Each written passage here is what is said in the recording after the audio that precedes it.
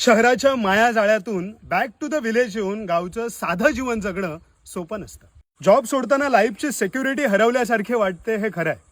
पण लाईफची खरी सिक्युरिटी पैशात नसून ती जल, जंगल आणि जमिनीत आहे, हे गावात राहून मी रिअलाइज केलं. गावपण जगणारी आणि जपणारी शेवटची पिढी आता उरली आहे. त्यांचं जगणं केवळ व्हिडिओतून न दाखवता ते माझ्या जगण्यात उतरवून सगळं सोडून मी गावचं साधं जीवन जगतो आहे.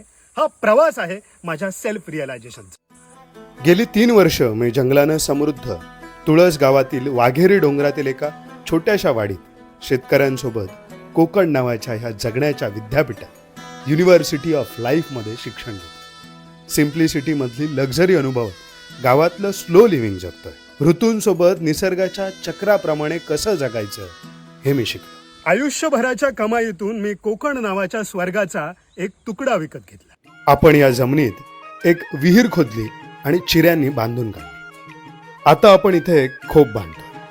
माती, दगड, चिरे, एका जुन्या घराचे दरवाजे, खिडक्या, छपराचं लाकूड असं सगळं लोकल मटेरियल वापर. या आपल्या गावातली रुरल टेक्नॉलॉजी, इथलं लाईफ सायन्स आणि लाईव्हलीहूड स्किल्स वापरून शेती, माती आणि निसर्गाशी नातं जोडून आनंदानं जगायला शिकवणारी ही एक जीवनशाळा असेल.